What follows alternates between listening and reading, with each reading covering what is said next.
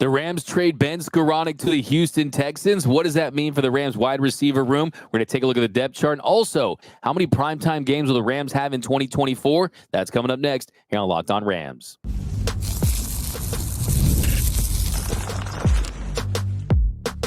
You are Locked On Rams, your daily Los Angeles Rams podcast. Part of the Locked On Podcast Network, your team every day.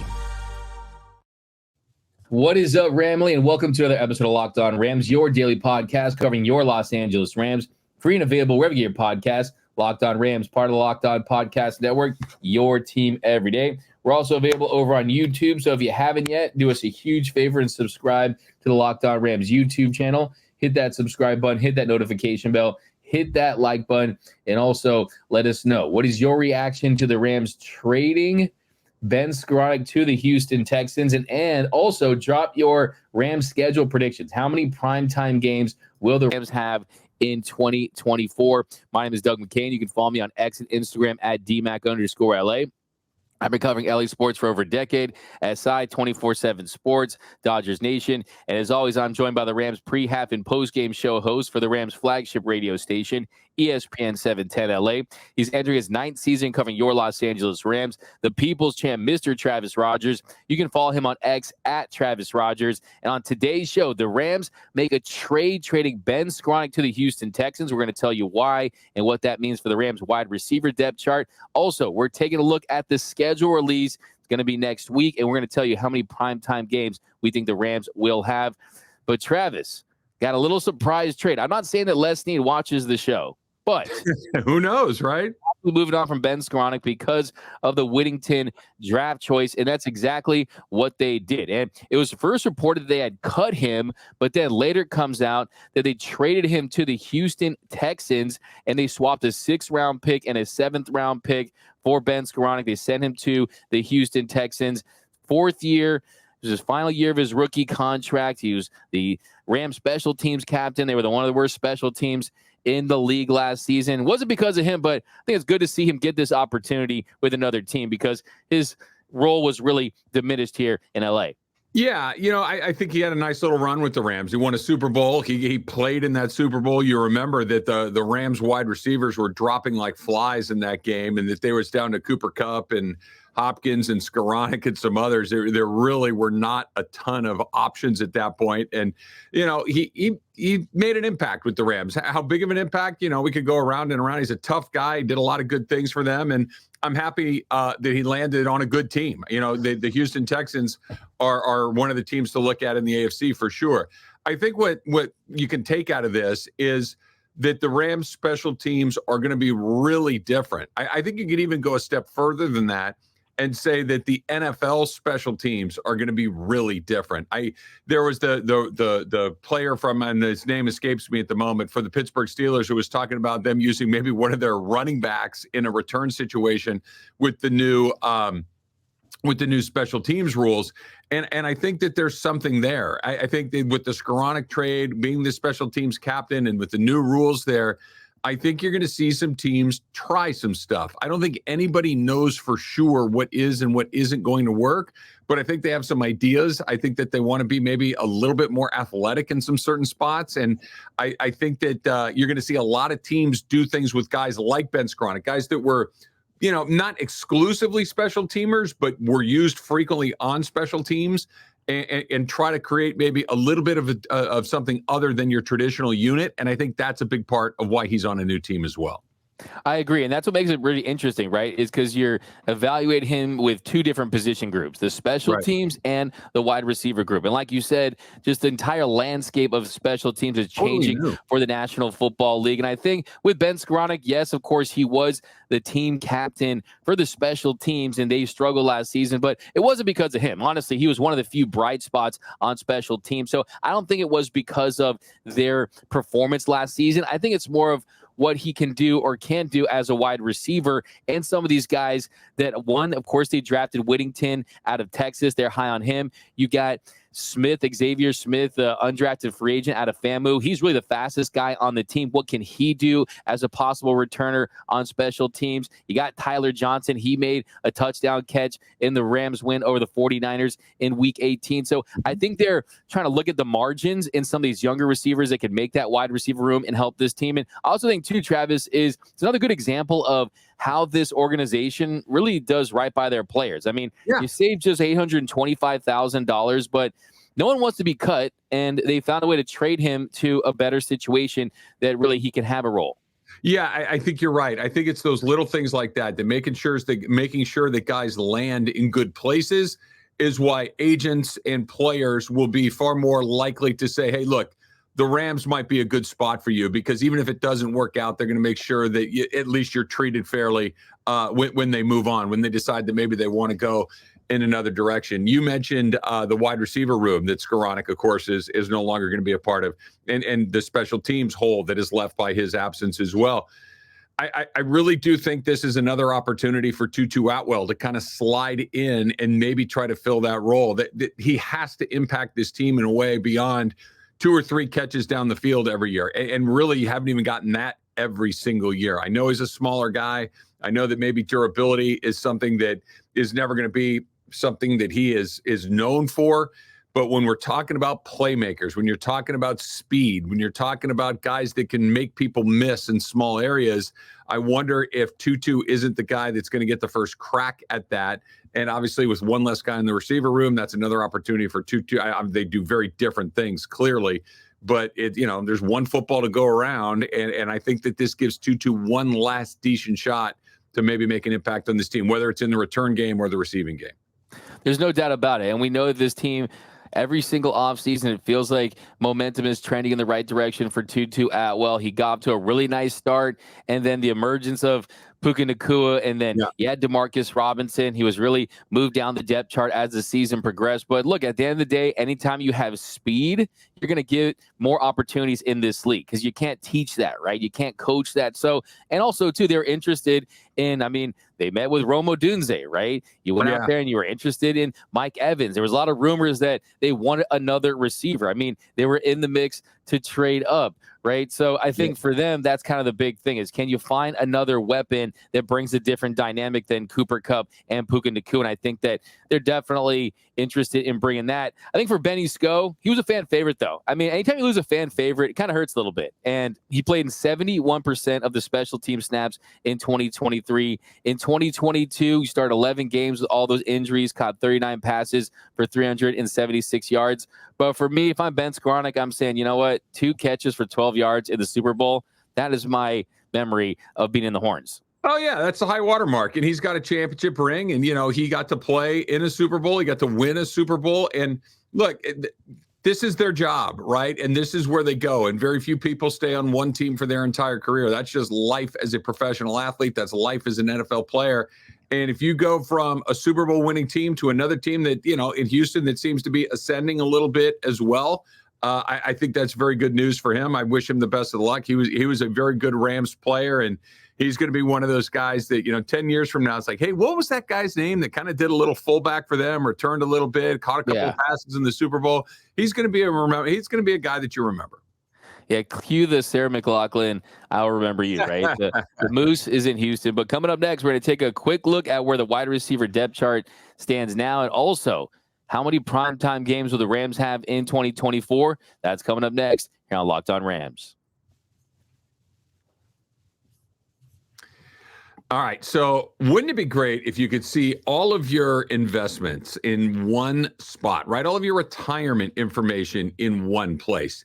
You can. With Yahoo Finance, you can consolidate your views from multiple accounts into one hub and access the expert analysis you need to tend to your entire portfolio with confidence. So maybe you have something over there with Schwab. Maybe you have something at work with a 401k. Maybe you have a pension. You have all of these different things getting on. Yahoo Finance can help you manage all of it. For more than 25 years, Yahoo Finance has been the brand behind every great investor. So whether you're a seasoned investor or you're looking for that little extra guidance, Yahoo Finance gives you all the tools and data you need in one place. The number one finance destination, producing a holistic look at the financial news cycle, including breaking news, original editorial perspectives, analyst ratings, and so much more. For comprehensive financial news and analysis, visit the brand behind every great investor, yahoofinance.com, the number one financial destination. That's yahoofinance.com, yahoofinance.com.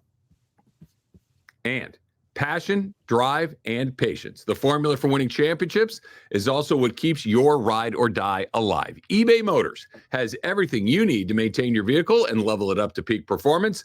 Superchargers, roof racks, exhaust kits, LED headlights, and a whole lot more. So whether you're into speed, power, or style, eBay Motors has you covered. With over 122 million parts for your number one ride or die, you'll always find exactly what you're looking for. And with eBay Guaranteed Fit, your part is guaranteed to fit your ride every time or your money back. Because with eBay Motors, you're burning rubber, not cash. With all the parts you need at the prices you want, it's easy to make your car the MVP and bring home huge wins. Keep your ride or die alive at ebaymotors.com. Eligible items only. Exclusions apply. eBay Guaranteed Fit only available to U.S. customers. And we are off running here on Locked On Rams. And thank you for making Locked On Rams your first listen every single weekday, free and available wherever you get your podcast. Locked On Rams, part of the Locked On Podcast Network, your team every day. Also, a special shout out to those every listeners out there. We appreciate you watching and listening to every single episode of Locked On Rams. And you can be an every listener too. You just listen to every episode on the podcast, watch every episode on YouTube, and then you won't miss a thing about your Los Angeles Rams. And also, are you watching Fox Sports or ESPN on your TV all day? Have to turn down the volume with all that shouting? Make the switch to Locked On Sports today, a free 24/7 sports streaming channel program for your everyday watching to bring you the biggest sports stories without all the screaming. Locked On Sports today brings you can't-miss analysis, opinions, and news, streaming 24/7 on YouTube or the free Amazon Fire TV channels app, part of the Locked On Podcast Network, your team every day. All right, Travis, so here in our second segment, going to take a quick look at where this wide receiver room looks right now and talk about, are they a top 10 wide receiver room in the NFL? And of course, WR1 now is Puka Nacua. After the year he had, there's no doubt about it. Cooper Kupp might be able to get there. We'll see if he's healthy. But right now, heading into this season, I think it's objectively Puka Nacua, followed by Cooper Kupp. Then you got Demarcus Robinson. Then you got Tutu Atwell. Then Whittington.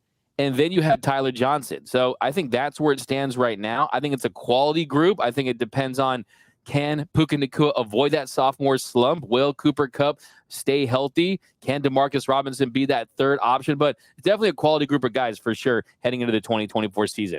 Yeah, I think so. I think when you go through and you try to figure out where it ranks with the rest of the league, it's going to determine, much more on the top of the pile than on the bottom. And you mentioned the two names. I think that the Ram wide receiver group will be determined by two things. Number one, and I agree with you, D-Mac, I think that Puka probably is the number one, but I don't think he's the most important person when it comes to figuring out where this group is going to fall. I still think that's Cooper Kupp.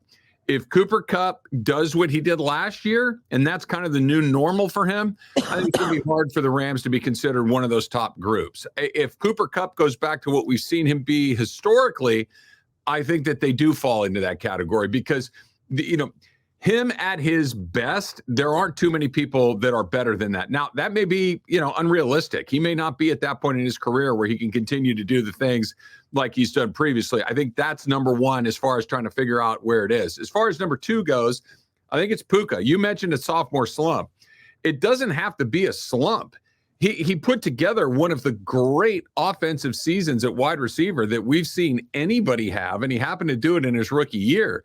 It would be a huge mistake to think that coming into this season that Puka Nacua is going to be able to repeat what he did in his rookie year. If you just said, listen, he's going to give you 85% of every category that he had last year, and you can put that in the bank, I think every Rams fans would run to deposit that, right? That he had such a good year last year. That cannot be the expectation. It's going to come back because it has to. He's not going to, look, if he doesn't, then you're talking about a whole different class of player, to be sure. So I think when you're looking at this wide receiver group, Demarcus Robinson, I think, is a really good third player. You saw what that offense looked like when he was more integrated into it. It kind of opened it up. It gave Matthew Stafford another option there. I know it's not a wide receiver, but I think how the tight end play you're going to get this year might open that group up even more, because the tight end may be used as a weapon with Parkinson or with Allen or whoever it may be. I think the Rams have a good group, but whether it can go from good to great depends on Nacua and Kupp. Yeah, 100%. I mean, Cooper Kupp, of course, it hinges on his health. Puka Nacua, I mean, is he going to have 1,486 receiving yards? That was fourth in the NFL. I mean, that's going to be a big ask. Can he build on that? I think you're going to see a leaner version of Puka Nacua. I mean, if you've seen his body, he's dropped some weight. So I'm very interested to see how that translates to the field, how that impacts his performance, because one of the best things about Puka Nacua was that it was almost like this hybrid type player that just ran over DBs with that strength. And does he lose any of that? And do you trade that for the ability to just be a little more nimble on the field? That's going to be something I'm looking at. Cooper Kupp is pretty simple. If he's healthy, he's going to be just a level of effectiveness. I mean, I don't think that he's going to completely drop off or anything like that. The question is, does he get back to being a Pro Bowl level player? Because if that's the case, then you have two top 10 to 15 receivers. Anytime you have two top 10 to 15 receivers, doesn't matter who your number 3 receiver is, you're right up there towards the top of the league. I mean, you look at the best receiver rooms, then you got Miami with Hill, with Waddle. I mean, you got Philly with Campbell, with Devontae Parker. Of course, you got Devontae Smith, the Bengals, the 49ers. I mean, the Bears, the groups like that. But I think it all depends on, do you get the best version of Cooper Kupp right now? Do you get a version of Puka Nacua that's close to what we saw last season? And then Demarcus Robinson, it's tough for me because he's a guy that is a journeyman type, right? He's not someone that's really established himself with one team. I think with Tutu Atwell, I think he should just start going by Chatarius, like his real name. Like, he just sounds like he could, like Chatarius Atwell. He just kind of rebrand. I mean, what are your thoughts on that? I think that could change everything for him, because Chatarius Atwell sounds like a better receiver than Tutu Atwell. Hey, when you have to rebrand, I think that tells you one thing to begin with, but that doesn't mean it doesn't work, right? Sometimes, like, hey, what's that? Oh, that looks pretty good. Let me make it a little taste of that. I whatever it takes to keep him on the field, whatever it takes to have him be the player that they used the second-round draft pick on a few years ago, I would change it to Tutu or anything else. I'm here for it. I just want to see him get the football and make plays and not be on the sidelines. I'm telling you, Chatarius Atwell goes hard. But I think you're going to see more 2 tight end sets like we saw in previous years. I mean, Colby Parkinson's. And Parkinson is definitely someone I think that they're high on. But, yeah, I like this group. I think I'm really excited to see what Jordan Whittington can do. I mean, this guy was a little overshadowed at Texas, comes from a big program. It shows you a vote of confidence in him that they moved off of Ben Skowronek. So really excited to see him during training camp. And I think that this group as a whole, I think they wanted a bigger dynamic receiver, but I think they're happy with the group they have. Sure. I do too. And it's going to, the depth is nice, and having a guy that can step in and have a day here and there is nice. And having a game where, on my post-game show where, maybe we start to say, hey, the guy who stole the show today is Demarcus Robinson. That's a fun day to do. That room will determine whether or not it's successful with Kupp and with Nacua. Nacua, if he's close to what he was, great. Kupp needs to be better than he was a year ago. Great. I'm optimistic about both of those things, but if either of those things are not true, then it may turn into the Kyren Williams show a little bit more than we saw last year. Yeah, absolutely. And I think with Kupp, it's okay, great offseason, body looks great, but then boom, an injury happens like that. Like, oh, okay, here we go again, right? So hopefully he can just stay healthy, and they've done whatever they could to try to make that happen. But yeah, that's really just the biggest question for this wide receiver group. Sure. There's no doubt about it. But coming up next, how many primetime games will the Rams have in 2024? We're going to get into that next here on Locked On Rams. This segment of Locked On Rams is brought to us by our sponsor, BetterHelp. And I think we all know this, right? That sometimes you just need the opportunity to get something off of your chest, to just kind of get it out there. Big or small, certain things can really start to get to you a little bit. It's important to let that out, especially to somebody who's unbiased in your life. So today, want to tell you how I feel about something. You might even be thinking about the same thing this week, although I would be surprised. You know what drives me crazy? When people call a baseball team a club. It's a team. Let's just call it a team. The club thing feels insane to me, but that's not important, right? You can have a lot of different things that you want to get off of your chest, right? And therapy, that can really help. It can be different for everyone. Most of us have much bigger problems in our lives than sports and all that crazy stuff, but just talking it out helps, right? So if you've been thinking about starting therapy, give BetterHelp a try. It is entirely online. It's designed to be flexible. It is designed to be suited to your schedule. If you have a therapist that you don't exactly connect with on that first try, of course, you can switch for no fees right there. So visit betterhelp.com/lockedon to get 10% off of your first month. That's BetterHelp, HELP.com/lockedon.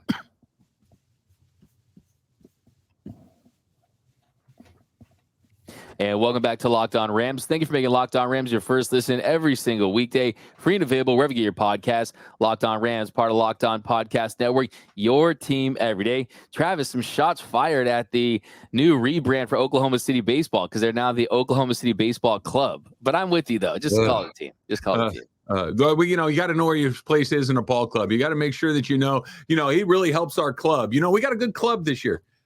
Can we just say team, please? Team. Please. It's just, and by the way, it's not just baseball. Hockey does it too. So hockey teams, you guys need to start calling yourselves teams. We got a great club. Yeah. I mean, look, it doesn't bother me too much. For me, if you ever call a baseball run points, then I'm deleting the number. I'm never talking again in my life. Okay. The Dodgers didn't score 7 points. Okay. That will end friendships. That is we're done here. Like, I can't do it with you. It's a wrap, bro. Football and basketball have points. Hockey has goals. Baseball has runs. Okay. That's simple. It's not complicated. We're good. Listen, though, you'll catch people slipping. But we got the schedule release next week, Rams fans, and all the talk right now is, one, how these matchups shake out and when will they take place in the season, but also the primetime games. Are we going to see more primetime games for the Rams? You had the Monday Night Football game on the road against the Bengals. You had the TNF game against the Saints, but not much love for the Rams in 2023. Of course, you're coming off a losing season where you go 5-12. Different expectations this year. I mean, I think this Rams team heading into this season, you're going to get more primetime games. And for me, I'll just go right out the gates. I think the obvious choice is the Detroit Lions at Detroit. Question for me, absolute lock, slam dunk, 100%. Yeah. But where the debate comes is it a Thanksgiving game? Could it be a Thanksgiving game? Because I think you're probably going to go division opponent on that one, but I want to see it on Turkey Day. Oh, it's funny. I hadn't even put two and two. Yeah, that's certainly a possibility. Can you imagine that? Like, it feels okay. Here's the thing with the Lions. The Lions are entering new territory, right? They're good. The Lions are favored to win their division. The Lions are, a team that went to the NFC Championship game. That being said, that 9:30 game on Thursday morning that we have out here on the West Coast with the Lions, that first Thanksgiving game, that's usually not a very good game, right? The Cowboys will sometimes get a decent opponent, and then that Thursday night game is usually pretty good. They usually go division or something that really isn't awesome there. Rams-Lions is it's a rematch of a playoff game. It's Matthew Stafford going back to Detroit again. It's LA. It's all of these things. It feels like it's too good to put on Thursday morning. Again, because it's early in the morning. That's 9:30 in the morning in LA. That's pretty early. I think it feels more like a Sunday nighter to me. Because Sunday night is the sweet spot. Sunday night is the marquee game of the week. Monday night's still really good, but Sunday night is the game. And that has to be the game of that week. It's just too juicy. So if they did it on Thanksgiving, it wouldn't be the worst thing in the world. But I think that's more like it's the one game that I would bet my house on is a standalone game. But I think it'll probably land on Sunday night. I agree with you. It will be on Sunday. I think it definitely has SNF written all over it. Yeah. But I mean, I'm just telling you. I mean, if I was on Thanksgiving, if you look at the ratings, even though there's like a passive watching experience because it's on Thanksgiving, right? You're like, oh, I got to do this, got to do that. I got it on over here. It's not like Sunday Night Football where you're like completely locked in. that would be huge. And I think that the NFL is so sick of that game being such a wash, right? I mean, people want to watch football because it's Thanksgiving, but a lot of times that game isn't as compelling. But outside of that, I got the Niners is a lock too. I think the Niners game is a lock. To me, it feels like we're going to get the classic Niners on the road Monday night somewhere in November. That feels those are the two that I am entirely confident in saying are going to wind up as standalone games, primetime games. That the Niners and the Rams seem to always have a primetime game. It seems to always be in San Francisco. And because Detroit is on the road, because I think you're more likely to get San Francisco on the road, because I think some other potential prime timers are at SoFi Stadium. They like putting SoFi Stadium on TV. So I think if they're going to play the Niners in primetime, I think it's up in San Francisco because they got some other matchups at home that I think are likely to get primetime attention as well. Yeah, 100%. I think in years past, you probably could sneak in a Seahawks game possibly on a Thursday, but I don't think you're going to get a Seahawks primetime game this year. I don't think there's any chance of that. Next one, I think the highest probability is Raiders. Raiders, I think maybe Halloween, Thursday. For me, I mean, we saw a couple years ago, Baker Mayfield, he gets off the plane, he beats the Raiders. Shout out to Van Jefferson, wherever he is these days, of course, Falcons. But still, I think I love Raiders-Rams. I love anytime you get Raiders-Rams, any Chargers, any of those kind of regional teams, because it feels kind of college bowl-like, right, where you get fans from both sides. I mean, it really kind of feels like that for a lot of Rams games these days, but it's a little territorial with Raiders, Rams, and Chargers and teams like that. Well, I think the Raiders are always a really good candidate because of their footprint in Los Angeles. You know, I'm not going to pretend here that, look, sorry, Rams fans, you're not going to like the Raiders are still the most popular team in LA. They are. You know, they are. And they're probably going to be for a while. The Rams have done an incredible job of closing that gap, and I think that they've done as good of a job at doing that as you possibly could have through the first, would this be 9 seasons coming up here? But the Raiders are a big deal in LA. It looks good on TV.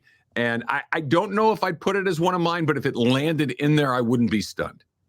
Yeah, I agree with you on that one. I don't think that you would be surprised. I think it's definitely it screams TNF to me. And then now we get into the ones that I think are pretty interesting in my eyes. I'm throwing this out there. Haven't seen really anyone say this. Rams Dolphins Sunday Night Football. Rams Dolphins. Think about this. The Dolphins, I mean, if you look at their Super Bowl odds, they're right there kind of with the Rams at the top 10. I think it's a sexy matchup. You got Miami coming to LA. We know the Rams are 2-12 all time against this Miami team. Is it likely? Maybe not. But I think it kind of feels like it could be one of those early season primetime games. I just want to throw something out there because I know a lot of people are saying Eagles. I'm going to say Dolphins over Eagles, but I don't know. I like that matchup. Yeah, that would be kind of fun. I look at Tyreek Hill in SoFi Stadium doing his thing. I'm not a big Tua fan at all. I think that's why that being a Super Bowl contender is kind of a farce, quite frankly. But Tyreek's fun to watch. I get that. I tend to go to the other one, Dave Mack, like you mentioned. I think Philadelphia. Yeah. Maybe late in the year, right? Philadelphia and the Rams could both potentially be battling for seeding. They could both be contending for division leads. That feels like who could maybe potentially have home field in a potential playoff matchup. That feels like a very juicy non-division, but inside the conference matchup that a lot of people, and by the way, 2 very, very large television markets too. Keep that in mind. No, I'll be honest. I saw your segment on ESPN about this, and I just don't want to have the same predictions as you. So I'm just kind of forcing some of this stuff, but I know the Bears are interesting too. I know that you're going to want to market Caleb Williams. I think the Bears at Chicago could be something. Maybe Sunday Night Football, maybe Monday Night Football. But a last one that I think is a sneaky one as a possibility. You always going to get that East Coast Monday Night Football game where the Rams are included. How about Rams at Jets? Early September Monday Night Football, A-Rod back. If you want to take advantage of the Jets, do it earlier in the season. Yeah. Maybe Rams at Jets for Monday Night Football. New York, LA, not a bad. The Jets, like you said, but the way you lay it out, maybe it is early before they turn into the Jets all over again, which they seem to do every single year. I have not seen the Rams. They play these divisions once every 4 years, right? You cycle through the AFC once every 4 years. So I know I've seen them play the Jets. They had that terrible loss to the Jets a couple of years ago that the Jets were winless. I think they were 0-13 or 14 coming into that one, and they beat the Rams. So there's a little bit there, but if I had to pick one more, I think I pick Buffalo. I think that just feels like one of those games that Buffalo Rams, you got Josh Allen, primetime. They'd like to put him on. The Bills are, probably going to be a pretty good team again. I think that's another one that I would keep my eye on. Yeah, and then we saw the Rams open their season with Buffalo on ring night a couple years ago. That's one. I think you have the Packers too, if I'm not mistaken, as a possible matchup. I could see the Packers as well. But hey, at the very least, National Football League, you owe us. Get 4 at least. We're looking for 4 bare minimum. We'll take 6, 7 every night. We'll be the Notre Dame of the NFL. Put us on NBC every week. We'll take that if you can give it to us. But that's what we do for this episode of Locked On Rams. My name is Doug McCain. You can follow me on X and Instagram at DMac_LA. And of course, you can follow the People's Champ, Mr. Travis Rogers, at Travis Rogers. Until next time, whose house? It's Locked On Rams house.